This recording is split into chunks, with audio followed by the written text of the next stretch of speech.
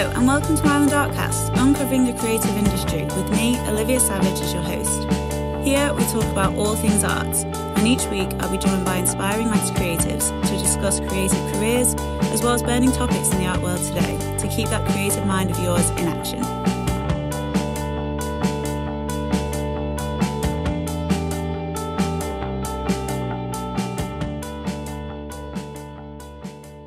Welcome to all my listeners out there. I'm pleased to say that this episode is coming to an out of lockdown island. Maybe for now. I feel like every time I do an episode, we're in a different situation. But today's show is all about the business of creating. Last episode, we talked about how to make your way through the music industry in freelance, and today we're going in a slightly different direction. We're talking all things that turn your creative outlet and skills into running your own business. I'm joined by the talented and lovely gent behind a local business I'm sure you know or at least have heard of, Silver Spoon Rings creator Kim, and he is going to help us unpick the secret to the art of self-employment. If you've been following Island Artcast and remember episode 2 where I was joined by Chloe and Michelle from Hello Little People, I spoke briefly about the rise of independent businesses and fall of those big corporate enterprises in the face of an instantly accessible social media generation. For a quick recap, this article that I was reading about how in recent years larger corporations are facing struggles with attempting to keep up with such a fast-paced society. The rise of social media and internet in general is being relied on so heavily by businesses to reach their audiences, and it's presenting struggles for larger corporations to keep up with, when there are tiers of authority and boards and teams to move the decision-making process through before changes can be made in the business. For smaller businesses, and especially independent single owner businesses, you can make a decision in a second and have it posted on your webpage within minutes. In the face of COVID, the need for quick decision making has only been amplified, and as a result, there has been a surge of independent businesses, most often operated by one person, say, out of their bedroom. Kim, however, has been operating his business for 2 years now, and so you're well equipped with how to make quick decisions, which I'm sure has its advantages and disadvantages. I mean, do you ever find it difficult having to only rely on yourself and your own judgment to make decisions, or do you feel like, because it's your business and you know everything about it, that you're the one that knows best? No, I don't have a problem with the decision making. It's ideal because as a small, what's our class? It's like a cottage industry. I only have myself to answer to. If I make a mistake, then it's down to me. Mm-hmm. So no, in short, I don't have a problem with that. And that's really good, because then you can sort of trust your instinct. Do you find that that's how you have to operate a lot, of sort of going with your gut feeling about things? Yeah, regularly. I use gut feeling. In the early days of setting up the business, I had a business plan that I adhered to, but of course, being a one-man band, being self-employed, if I want to move those goalposts, I can do. And of course, since the outbreak of COVID, which took the TT away, which has affected so many businesses, and I'd geared up. I'd been gearing up, I should say, from March through 12 months of preparation for the next TT. So I had to move my goalposts quickly. Yeah. Wow. Yeah, and that's what I mean. In the face of COVID, it's just like some people have had to completely rethink how they operate their business and stuff. Maybe people who are more physical have had to go online. And with the kind of people that are listening to this episode, they're often artists and considering should they transition into starting a business or sort of selling their work on commissions.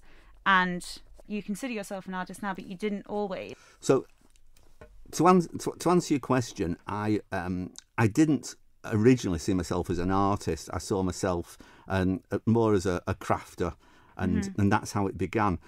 But as the years have gone by, I've realised that yes, I am an artist, and that's how I'm recognised. We always tend to think that an artist is somebody who can draw or is great on the potter's wheel or can carve, and I never really saw spoon bending, if you want to call it that, as an art. But it is, and I've managed to put an artistic flair and my own style into my own rings. So yeah, I do now class myself as an artist. Yeah. Thank you. So what would you say then is the sort of difference between operating freelance and running a business, for those people who are sort of thinking, I could just work on commissions, but I don't really understand what the difference is. Like, I guess there's so much more involved in running a business, isn't there? It depends. When you do something that you absolutely love, and I have to stress that, I know that that silver spoon rings will never ever make me a millionaire, and I laugh as I say that. It won't. I do this because I adore what I do. So this business that I run does not feel like a business. When I go to my studio on a Monday morning, I don't feel like I'm going to work. I never look at the time unless there's appointments due to come in. Now, I get commissions. I'm given commissions. A typical commission for me will be that a ring or wedding rings, or a ring for a birthday, and they know exactly what they want and they commission it. I also keep a stock, and that's something that I geared up for as soon as we came into COVID. I had a small website, but I then brought some professionals on board just on a monthly basis to keep my website updated, because that would cause me problems. My brain doesn't work that way. So years ago I was told to surround yourself with experts. I am from a business background, and you might think that makes it easier for me, but it doesn't. My background was in hair and beauty. It was nothing like this. Wow. And I ran quite a large company. So this is totally different.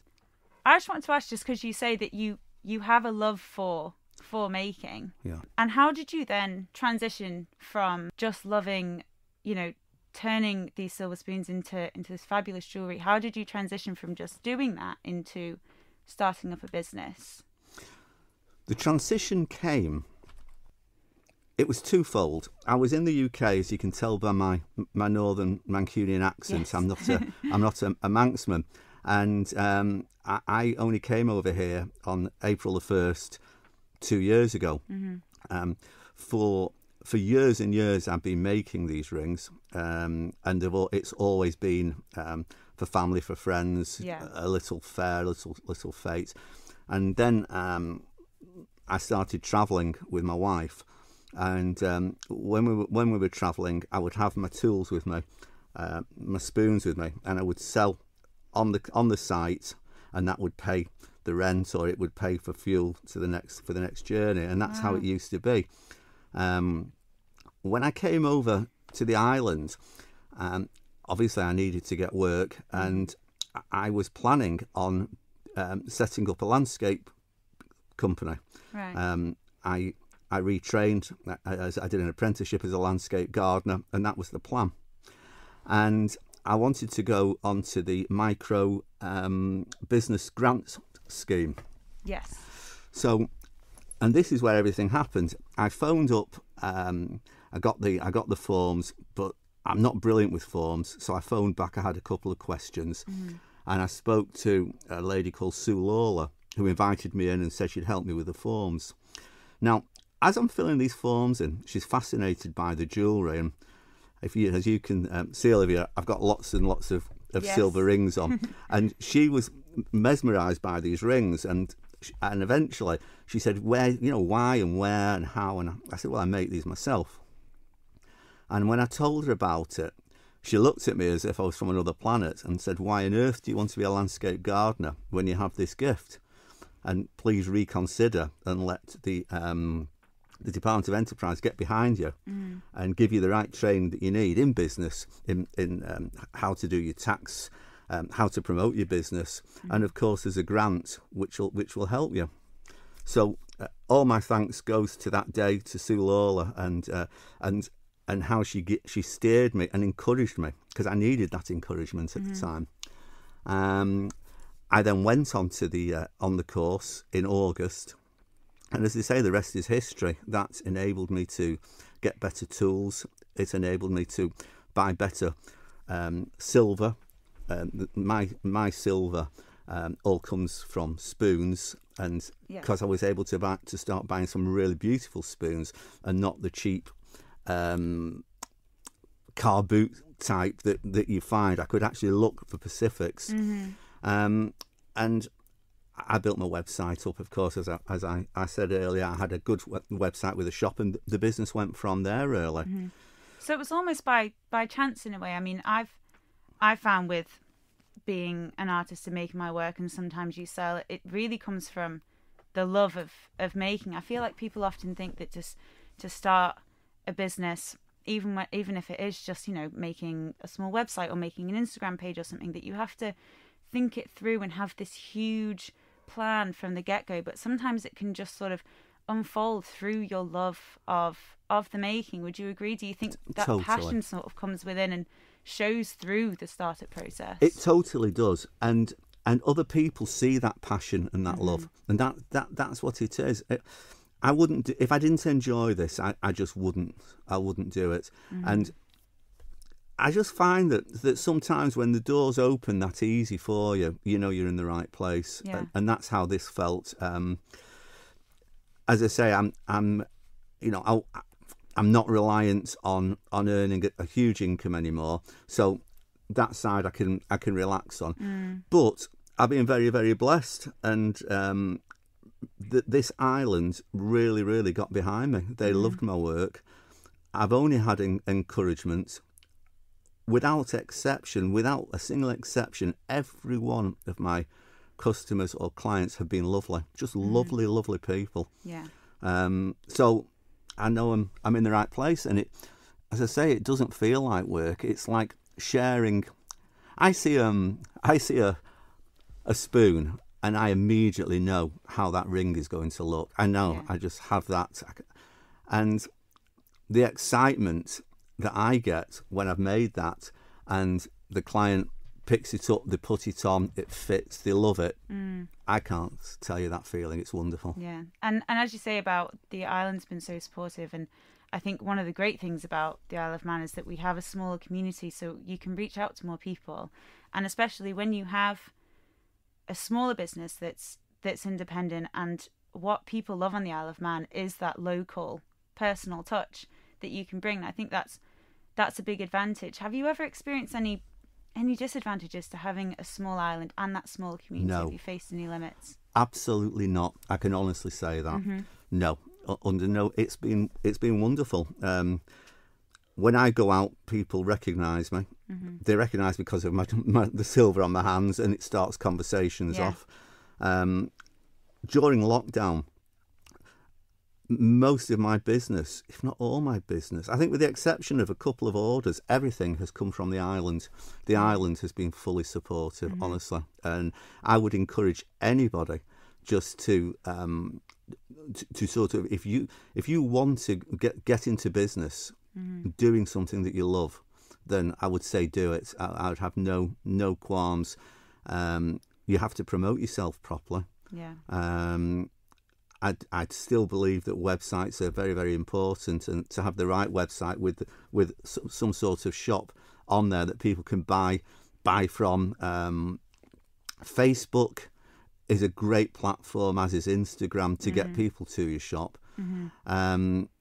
I was very, very strong on Facebook, more than I am now. I need to pull my finger out, but I was on Facebook promoting my business, and I think I had a look this morning, and I think I'm showing 6,800 followers on Facebook and 9,400 on Instagram. So there's a big following, and when I sometimes look where they're from, they are not all from the island. Far from it. They come from all over the world. So there's other people, and I'm happy because that then puts the Isle of Man on the map. When I'll get messages asking where the Isle of Man is, or when I make an item, could I go to such a place? Now, the reason I say that is that I didn't have a studio to start with. So I used to make my jewellery outside. I used to find the most beautiful parts of the island to me, things that excited me. And I would do a small video, take photographs of myself working there, and share that online. And that's what got the interest. So it's not unusual for someone to ask me if I would go to the Point of Air, or if I would go to a stone circle and make them a ring. And of course I will. Yeah. And as you say, like, you really do bring that personal touch, especially with going out to see people. I know actually one of my friends bought a ring from you late last year, and you went out to their house, you bought a collection for them, and you let people have a look and really feel like it is made for them, and they get that. But that must be quite difficult then, to have to operate, all the back ends of the business, the making, the social media, as you say. It's not always easy to keep up with Facebook and stuff, and still make sure that you're giving every customer the attention that they need. Do you find it difficult, or is it just natural to you? No, it's natural. It's not difficult at all. And the social media, you've got your phone on you all the time. So it's never difficult just to make to reply to somebody like that. Time wise, when you love what you do, it's not a job. It becomes lifestyle. And my life is making rings, going out, meeting people, showing them. That's what I do. That's like my hobby come true. So for a typical day where I might I have to go to my studio to begin with, and then go and deliver a ring and check it fits, or as you say with your friends, people who can't get to Kurt Michael, I'll regularly drive to the house. I used to do that all the time. As I say, I worked outside in the summer, but in the winter I would go to people's houses, and then obviously in fact I used to make the rings in my camper van. I converted that into a mobile workshop. You don't need to invest fortunes in your business to start with, and my advice is to grow your business organically. If you're an artist, whatever you do, get yourself on the media platform. Find out the Christmas shows were wonderful for me. That's where I met so many people, and what surprised me was the people who knew me. They said, "Oh, I follow you on Facebook," and they knew all about me. It was. I knew I was doing the job right. And that's such a good point as well, about not needing to spend loads of money in the beginning, because I think you can feel this pressure that once you go, okay, I'm going to be professional about this and sell them, you think that everything about you has to be professional. You have to have the most professional tools, the most professional location. You have to have all that kind of thing. But what you're saying is that you don't need that. You just need the product, essentially, and yourself to be able to sell it. You need the product. You need to be confident with what you've got. It's fantastic if you've got something that's that little bit different. And I find that on this island, I'm meeting people every day and seeing them on social media. Some incredible artists and craftsmen and craftswomen. It blows my mind what people are doing. Yeah. So no, if you don't, I started off with one wooden mandrel. Mandrel is what I shape my rings on. I started off with one normal hammer, which was useless because it used to dent and scratch the silver, and I soon learnt to get a leather mallet and use a leather mallet, and that's all I had in the early days. Now, of course, I have a reasonably well kitted out workshop that gives me a more professional finish. Yeah. But when I do my shows, if you ever see me at a show, I'm working, and this is something else that I found helped me and could possibly help others. Most people, when they go to a Christmas fair, Christmas show, the artist is there and they're showing off their work, and that's beautiful. And you go, you see, you buy. With me, I've got a whole range of silver that you can choose from, but I'm there and I take a mobile workshop with me, and I allow people to watch me make, and that attracts a crowd. And when you get a crowd round, you get more people. Yeah. And people love to see this. In fact, I'm just in the process of opening my doors at the studio to do sort of special days where if you want to make a ring, I will teach you how to make a ring so that you've made it yourself or you've made it for your loved one. Wow, I want to go. I'll keep an eye out. Yeah, this is happening imminently. So, and I never thought about doing that. Even 3 months ago. It's just a recent thing, and that's what I mean by moving. I've been asked to do workshops, and I don't want the impersonal huge workshop. I've never felt that. I know that they work well, but for me, I don't know. I'd like, especially working with sharp tools and fire on occasions, I'd rather just a one-to-one or or if there's two people, that's fine. But where I can keep a real close eye. But that will grow the business again in another direction. Yeah, and it's like, as you say, like, it's as much as you love what you do, and I'm sure in a way you want to be able to say yes to everything and make everyone happy, but you do, like we said at the beginning, you've got to trust your instinct about sometimes you don't want to take on too much and then lose that. Absolutely. I don't want to overgrow my business. I actually want to keep it small as it is. I don't want to ever be a corporate man. Yeah. I just want, like it how it is, and I don't overfill. I tend to make 3 appointments as a maximum in a day, unless someone desperately needs to see me, and I'll squeeze them in. But if I allow an hour for an appointment, that's fine. But if I allow 2 hours, it gives us time to bond and chat, and it just works better. So hence the start, I'll never be rich. I spend a lot of time with people, and I don't worry if my first meeting is in Ramsey and my second meeting's in Douglas and then I'm back to Ramsey. You might say it's bad planning, but if it suits you. It suits, it does. It suits my lifestyle, and that's how it is. That's great. I mean, especially at the moment, having this work-life balance is so prevalent for everyone, really. There's about 50% of people in the face of the pandemic having to work from home, and people that never thought they'd have to have that work-life balance suddenly have to work out how to get dinner arranged and the kids ready and all this while they're balancing work as well. I mean, but you've been doing it for such a long time. But at the same time, there always has to be points when, we need to have our own downtime. We need to be able to switch off. Well, it's a funny one. It's funny you say that, because you would imagine that I'd been working from home all this time, and I haven't. It's just personal, but yes, I have a website, but I haven't promoted it during lockdown, because I felt that during this time there's a lot of people who've been unable to work. Their incomes have been cut drastically, and I didn't want to be tempting people with silver when they've got the money. They'll find me.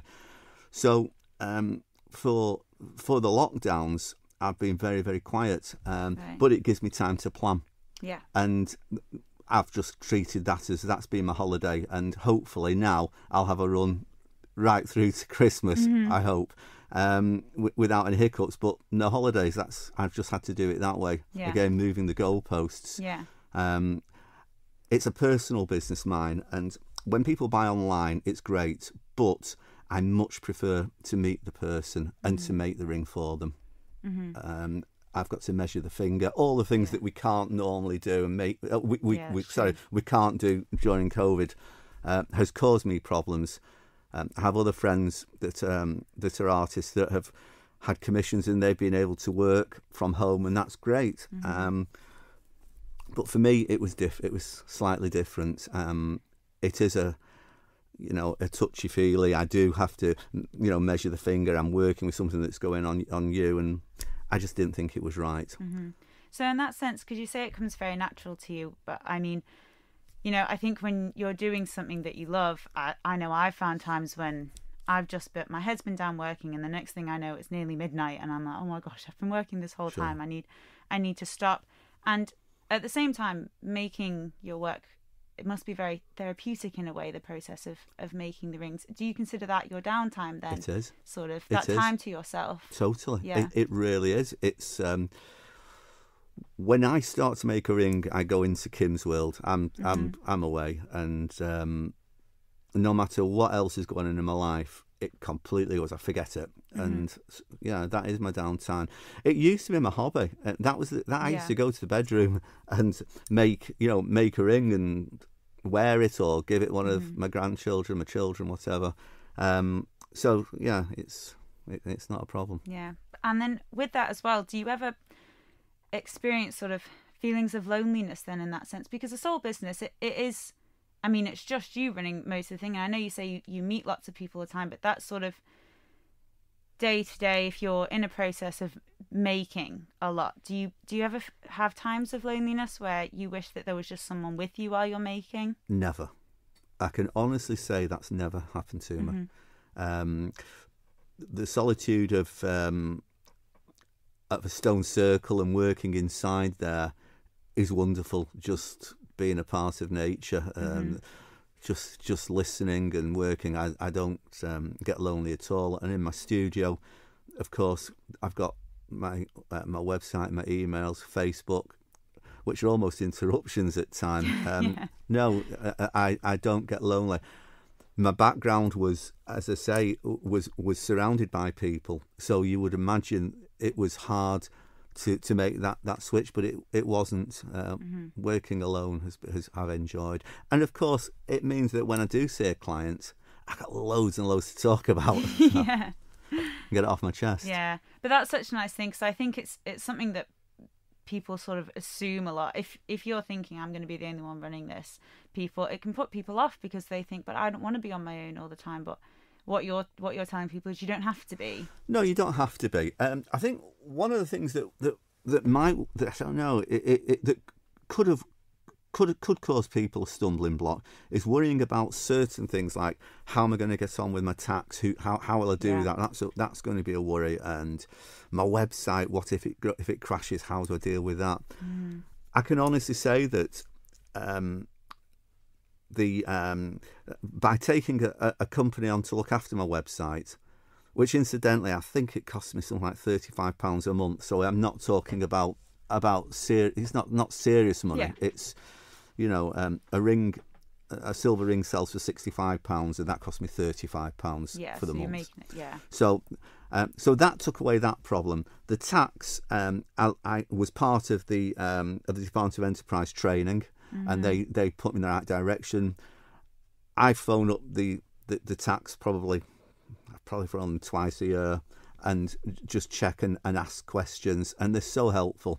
And that's what I find on this island, that people actually want to help you. I've never found that anywhere else. Yeah. So the loneliness can sometimes be caused by a worry, and the worry is, how do I do these things? But there's always someone there to lend a hand. Yeah, that is a really nice thing about our island. I think especially in the last 12 months, we've had such a big sense of togetherness and everyone wanting to help each other, and loads of people that have picked up a hobby, as you say, in lockdown. They might have just found a love for something or refound a love for something. Sure. And maybe now's the best time for people, really, if you're thinking about going into it, because people are so keen to help each other and support each other. It's a great time, and if you're worried, financially, and you're able to take a small part-time job, set this up, set your business up as a part-time business. Take the pressure off you. As long as you've got the bills covered, and try and enjoy it. Yeah. One thing that I think is quite important to get your head around is finding structure when you're running when you're on your own time, essentially. You say that you make a point of having 3 appointments in a day, and so is that how you sort of find your structure throughout the day, so as to not be, accidentally waking up late or accidentally working too late? It's all done. I'm old school. I keep a diary that I write in, and that diary has become my Bible, and that's what I work to, and that is my structure. Yeah. So if tomorrow there's nothing on till 11:30, but I want a late night, you know what? I'll have a late night. I'll not worry. But if I've got a 9:30 appointment and I've got to get over to Kirkmichael, then so be it, But it's all done very, very simply with a handwritten diary. Yeah, the perks of being your own boss, isn't it? Absolutely. I mean, years ago I had a business, and I was in my 30s, and I really struggled with time management. There was so many days when I should have done things that I didn't, and I realised that. But I also realised I wasn't doing what I really wanted to do. And especially with art, I mean, when art gets hold of you, when you realise that people like your art, you just want to. You don't want to let anybody down, and you can't wait to get out to the front door. Yeah. So Yeah, I've definitely found that as well. You can make, and you love the idea of making, but then as soon as you get even just one person that comes back and goes, I really love what you've done, suddenly you go, that's all I need. Now I can, if you're having mind block or anything like that, all you need is one person to say that they love what you've made them, and then that can really be absolutely a big motivator to keep going. It really is. And and when their friends contact you and say you made my friend, and will you make me one? Yeah. Your recommendations are wonderful. Yeah. And to get recommendations, you've got to give your best all the time, and you've got to treat everybody, even if you're having a bad day. You've got to have that smile on your face, and you've got to treat everyone right, and make sure that whatever you've created, you're happy with. As long as you're happy with it, then that's the main thing. Because you're the artist, you know how it should look or how you want it to look. Because that can be a slightly difficult thing as well. If you're having a down day and you've got to keep up appearances, I suppose, for the sake of the business to customers. But I suppose that's a work face, isn't it? To a certain degree. Do you find that? Do you ever have like a down day where but then you've got a customer that you've got to go see, and you've got to switch it all off? You know? Of course I do, and that's exactly what you have to do. You turn it off, and very, very quickly, by the time I knock on the front door, or by the time my studio door opens, I've put it behind me. I've put whatever my issue is, and they're excited. They're buying a piece of art. This is something special when they're buying a ring off me. They're excited. They're excited to see what it's going to look like. What have I got in mind? And there's no way that you can take away that joy from them. So you have to put it behind you, and you soon forget it. Yeah. And just to round things off for today, I mean, we've talked about so much already, but for people out there who are considering starting up a business, and it's they start thinking about, because you're a one-man band, they start thinking about all the things that they'll have to consider, and you can start second guessing yourself and going, oh my gosh, am I going to be able to be organised enough for this? Am I good enough with numbers to be able to handle the finances of this? Is what I'm making even something that people will want to buy? You've got to have a lot of faith in yourself in that sense, and it can become quite scary, really. The idea of it can feel quite dangerous because it's quite a big commitment. So what would be sort of the one piece of advice that you could give to those people, like the main thing that you could tell them, do you think? The main thing would be to keep your overheads down. If you can avoid taking a loan where you've got to make a payment at the end of each month for that business, then do it. That would be my advice. Keep it small, grow it organically. You don't have to start with an exhibition with 25 pieces of art in there. Don't be frightened. There's lots and lots of these pop-up shops coming up now. Take your art in there and see if they will sell it on a commission for you. But just build up slowly. But if for me, I would say, if you can keep your overheads down as low as you can. I've got a lovely studio, but it's tiny, and but I've made it home. I've made it right because it's affordable. Of course, I'd love something big and swanky and be able to, but that wouldn't be me, and I would then be under pressure to pay that rent every month. So overheads down, avoid loans if you can, and my honest advice would be that I would speak to Sue Lawler herself, because she's amazing at the Department of Enterprise, and get on the micro business scheme, and you'll get all your training, you'll get a grant, and the mentors that they give you. I had a mentor who's very well known on the island, a lady called Helen Cowley. Phenomenal. She knows everyone, and she pointed me in so many right directions, and that's all you need sometimes. It's really such a great piece of advice, especially I feel like you really take the edge off. You make people feel like, just do it, Totally. Just get started. If you love doing it, if you love it, it's not work. I don't go to work anymore. It's fantastic. I feel like I'm retired because this is a whole day of leisure, and it's wonderful. Yeah. Well, thank you, and thank you so much for coming on to chat to us today. Is there anything that you'd like to say before we jump off today? No. apart from thanking you for this opportunity to put my business in front of you. Thank you. A quick note before we head off for another day. If you're listening to this, then you've lasted through a whole episode, which I'm going to guess means that you enjoyed the show, which is amazing. In order to help Island Artcast reach out to more creatives, we really need your help. So please remember to rate and review the shows you've listened to and enjoyed. Even if you didn't enjoy them, you can still rate us. If you're an avid Island Artcast listener, subscribe or follow the show on your podcast platform. These things only take 2 seconds out of your day to do, but mean the absolute world to the show, so please show us your support. Other than that, remember to keep up to date with all the latest Arts Council news on our website, iomarts.com, and by following us on social media. Just search Isle of Man Arts Council on Facebook, Instagram and Twitter. Thanks again to Kim for joining me on the show today and to all of our listeners out there. See you next episode.